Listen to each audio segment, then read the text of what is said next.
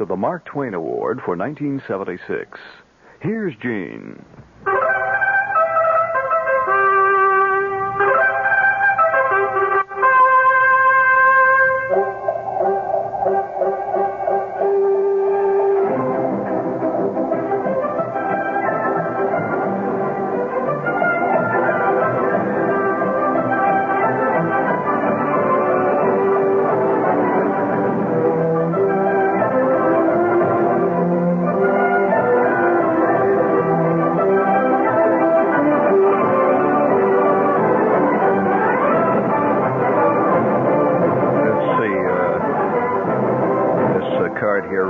Dear Shepard, don't you find politics boring? And don't you wish they'd do away with all the politics? Poor, sad fool who writes a thing like that. That's doing away with man. Don't you realize that man is a politic creature? Man is a creature of politics. That's like saying, Shepard, don't you find flowers are boring? Do away with flowers. Of course, I suspect that the only people that are bored by politics are people who like Rex Reed and spend a lot of time hanging around the Museum of Modern Art in the afternoons. So would you please bring it up there?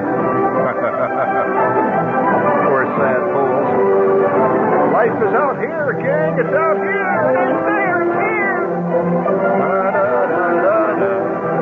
The picture of life ain't life, gang. Don't confuse the Kodachrome with the sea.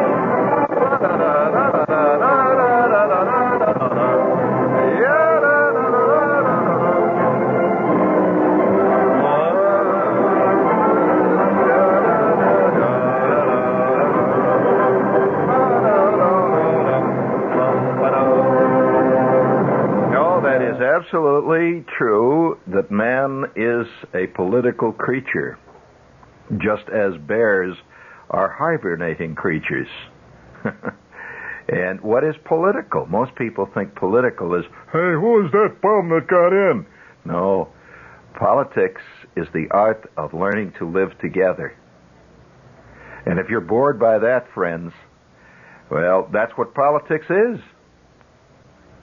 Now, if you think that politics hasn't worked because we don't live together, that shows once again how stupid and foolish you can be. That's like saying, how come airplanes fall when the motor stops? After all, the airplane was designed to beat the law of gravity. How come it doesn't beat it? Well, inbuilt in man is the destructive note. And he will destroy at any given point. Now, you can only measure any society or civilization, which is even better than society, by how well it keeps down that quotient of destructibility. Now, it's never going to go away. If you think it's going to go away, you probably also believe in Frodo. Yes. Well, that one got away from you, and you're a literature major. That's Tolkien. You probably, well, you don't like him. Well, then you probably believe in Winnie the Pooh, if you prefer that.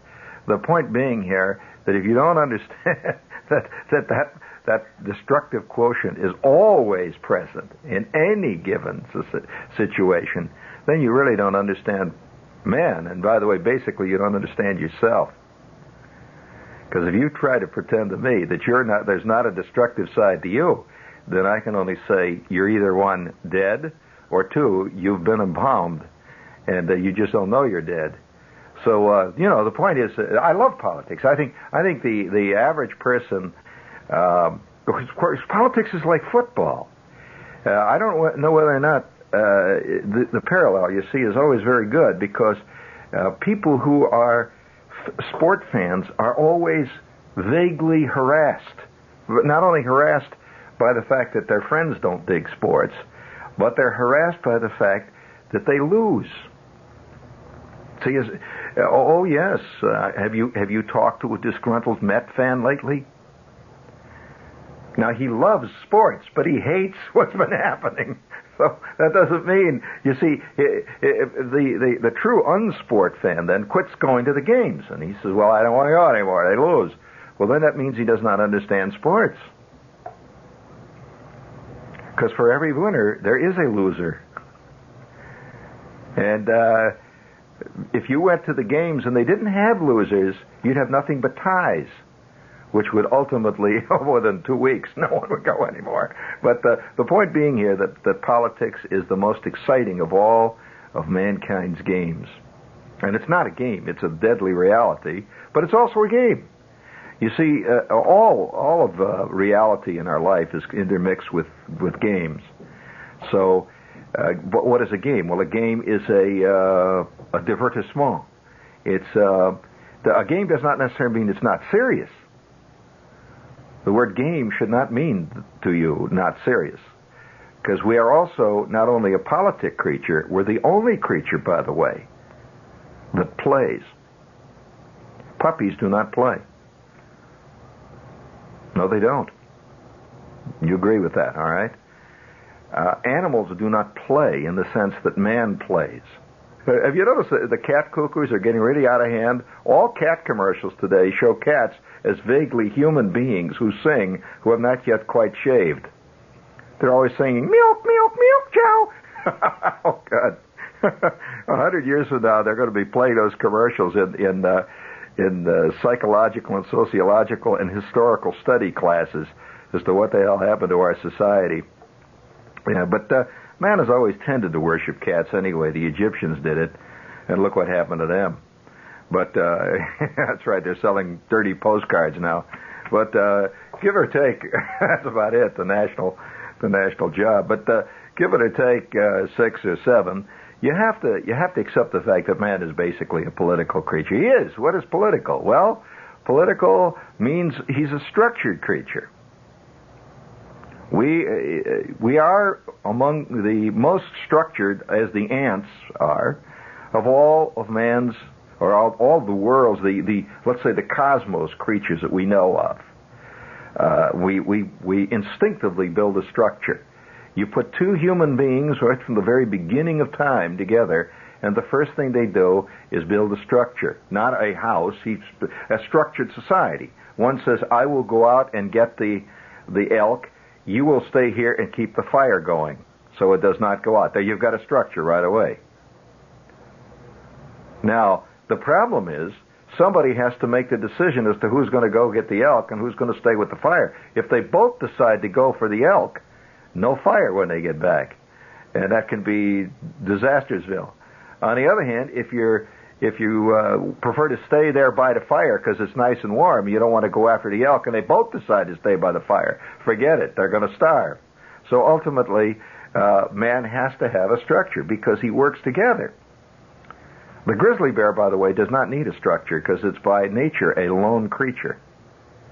So he's never felt the need to call all other grizzly bears together in an ad hoc committee to deal with the brown bears that are sneaking into the neighborhood.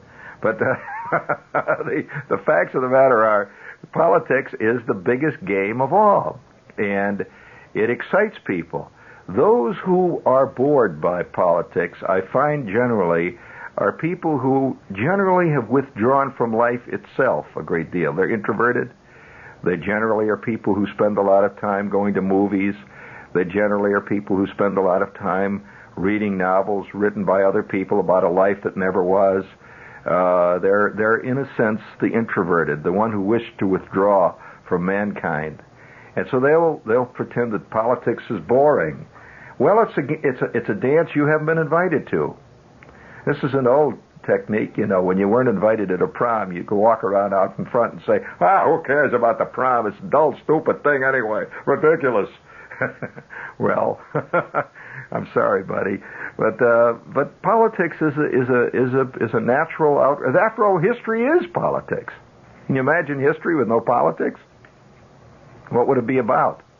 Well, that hill there moved a foot in the 12th century to the left, and it rained a lot in the latter part of the 13th century, and But the point being here that politics is as endemic, or rather, let's put it this way: it's as inbuilt in man as let's say swimming is in the psyche of your average guppy. And he can conceive of a guppy who does not swim, who does hem stitching and plays the guitar, but he continues to swim. Man can conceive of a non-political man, but he continues to politic. The minute a guy walks into the house or a woman walks into the house and says, okay, let's get supper going, that's a political act. She's made a decision. The others fall into line, or they say no, at which point they're then beginning to make the political decisions. But a grizzly bear does not ask another grizzly bear a damn thing. Now, how does he breed? Well, very quickly, very violently, and it's over. He does not hang around with the little woman and raise the cubs either. He leaves. So there's your classical non-political character. However, you'll also notice he's extremely dangerous. That the price of being non-political is having very, very long fangs and tremendous claws. And you have to be 8 feet tall, and you have to be 40,000 miles from the nearest .30-30 rifle. That's it. Now, why is man political? Well, he's political basically for self-defense, the same reason that all other creatures are.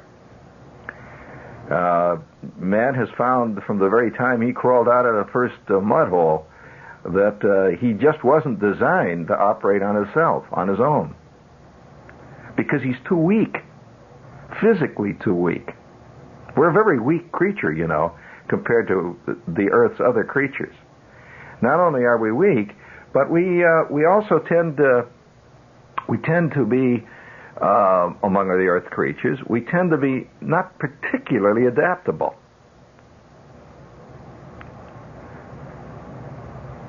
Well, you think we are, but we're not as adaptable as others. Now, I'll give you an example of that. If you want an example of that, the cat, for example, can be found almost in any one of any of the great latitudes, and the cat can the rat is even a better example of that. The rat will eat wood. The rat needs to eat wood and live on it because he's designed by nature to be omnivorous, eat any damn thing that comes along. We are not. So we cannot, for starters, live in a place where we are not the diet, our narrow diet. But we're not as narrow as many other creatures. Now, that has to be explained right away.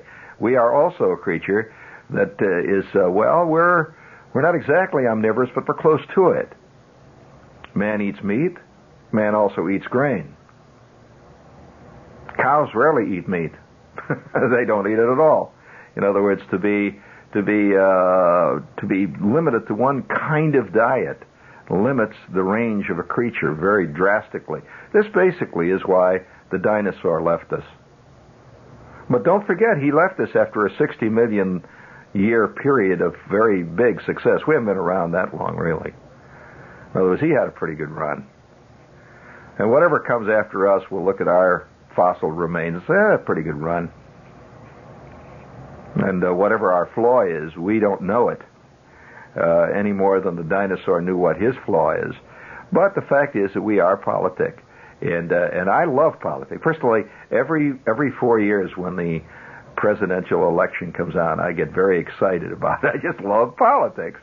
And to me, it's it's a fascinating thing to watch. I suspect that if I had to do all over again, I would have loved to have been a politician. Would have loved to have been one.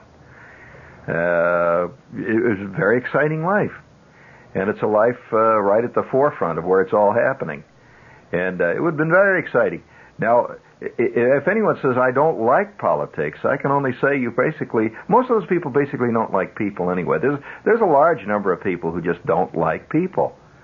And if you like people, you have to like politics, because politics is the ultimate expression of people's dreams. By the way, most of all of political campaigning is symbolic. This is what confuses most people. They think it's real. By symbolic, I mean when a candidate, and you see these sad things, like the other day I saw Mondale get up and he says, "We will put you all to work." Well, you know, that's not possible. It simply isn't true. And it can't conceivably be true. There's never been a society that way. So we secretly understand that. We understand it's symbolic. The people who don't are the people who will eventually always be disillusioned with everything that happens. And they say, well, how come it didn't happen? That's like, believing that the Wizard of Oz is going to literally put you in Oz. If you can enjoy Oz as a story, but don't take it seriously. And if a candidate says, we will put you all to work, don't take it seriously. If a candidate says, we will all get together and move forward again, and the way the old days, we will all march forward in unity, don't take it seriously. If you do, I mean, you probably also believe in Cole Porter, musicals, Judy Garland, and Rex Reed. So, I mean, these are all part, and if you can learn to understand that life goes on at all times, pretty much the same for the individual, regardless of who gets in or who doesn't get in. That's a very important discovery. Now, people in Europe have understood this because they have gone through all kinds of dream worlds. You must understand that Hitler came in, by the way, mostly as a socialist. That may surprise you. And in addition to that, he came in with the promise he was going to cure all unemployment. Well, he did. I mean, you were either in the 423rd Panzer Grenadier Division or you were making the tanks for the 423rd Panzer Grenadier Division. But he cured now. But the point being here that all countries put in everybody who gets in with a symbolic idealism. While we're on the subject of the politics, if I say one more thing about that almost all political battles all the world over is really basically two kinds of people. The dreamers versus the guy who keeps saying, yeah, but somebody's got to take the ashes out. And they just don't get together. And it keeps swinging back and forth, you see. First the dreamers are in the saddle, then the let's take out the ashes guys are in the saddle. And it goes back and forth. Man is both sides. And a classic example of the dreamer was Hitler. Hitler was a dreamer. He was dreaming of creating this fantastic society. And it was going to go for 1,000 years. And, it was going to be perfect. The beautiful buildings. By the way, one of his great pitches to the people at that time was to clear away slums. Maybe you don't know that, but that was one of his big things. And he had great dreams, and they went around the country and showed them all pictures of how the cities were going to be after, the millennia had arrived. And so, it's easy to get swept away on great dreams. And then, of course, there was always one group of guys who kept saying, yeah, but who's going to, wow, somebody's going to have to, and they kept saying, get out of here, you're the anti-idealists is what they call them. So I think basically you find this going through all politics. The one who says, let's be beautiful again. And the other one who says, yeah, but being beautiful is going to require this and that, and who's going to do that, and this group here is going to... So it goes back and forth. In every given party, I'm talking about a party, a New Year's Eve party or a cocktail party, there's the group of people who drink, eat, have a hell of a lot of good time, and then leave in a cab. And there's the other guy who keeps looking at all those cigar butts that have been thrown under the rug, and somebody's going to have to clean the whole mess up in the morning. Well, of course, he's never popular if he brings that up during the party. But unfortunately, he's all alone when the cabs have left, and he has to start sweeping. Well, I'd like to go on further. You don't hear much in this country, by the way, about the the philosophies of politics. You only hear of specifics. And even when you read, the pundits, most of them are really nothing more nor really less than sophisticated gossip mongers. What this guy said in this committee and what that guy said. But the idea of the political philosophy overlaying all of politics is rarely discussed. It's as, hardly anybody discusses the air, unless you find that you can't breathe it anymore. Then you start talking about it. But, and then it's too late usually. But in the case of politics, it's fascinating. Are you aware of some of the other things that Hitler ran on? Well, I'll tell you some of them. One of the things he ran on was he was concerned for the little man. At last, the little man should have a voice. And yes, he did campaign on that. And that was because the government of Germany had become very bureaucratic. And he says, let's have this little man as, the little man at last is going to run it. And by the way, he also campaigned against big business, maybe of some interest to you. So this is always, we're not relating it to any one or the other of the political parties here, but this argument is always a valid argument, or at least it's an exciting argument in any society. And so, I'm not drawing any parallels. I hope you understand that. I'm merely saying, though, that politics is politics. And that's not a non sequitur. It's a real statement. It's just like saying a radish is a radish. Don't expect it to be a grape. Politics is politics. Now, what is politics? Well, politics is even found in the commercial world. So you hear a commercial and they're saying to you, well, those guys, those flim-flam guys have been selling you that bad product. Why don't you try this? Now here, which one is softer? And Mrs. Applewhite of Chicago says, why, this is softer than mine. And so it's the game of who is running, who's better, who's got the biggest idea, who's the most altruistic. By the way, another thing, for you're curious, another thing that Hitler ran on, anti-materialism was his great big pitch among the college students. He was against materialism. And he personally lived a very austere life to illustrate that.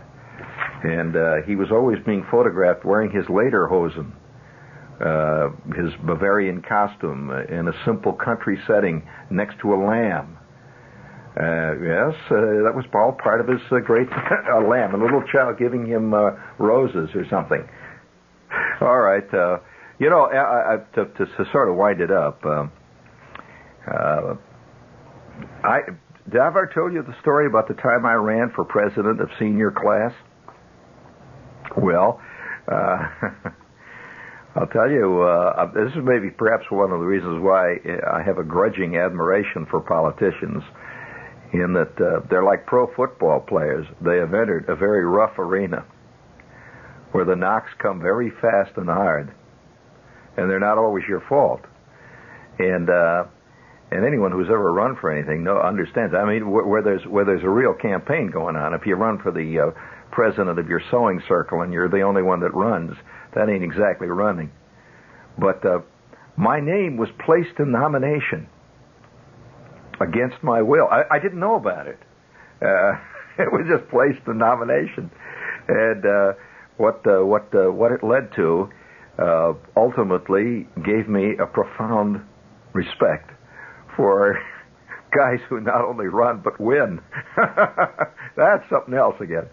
And anytime anybody gets up to the position of running for president on a major ticket and in a presidential year, this is an achievement alone that is almost unimaginable to the average walking around guy. So say what you will about this candidate or that candidate or this one or that one. The fact is he's achieved a fantastic thing. He really has. Especially in here we've got a country of close to 300 million now, or 250 million, something like that. Can you imagine being 2 out of 250 million people? Now you're going to say that large numbers of them don't want to be that. Well, I disagree. I secretly, there isn't a man alive who to himself has not quietly said, there's not a man under the firmament who breathes who has not at one point said, Oh, boy.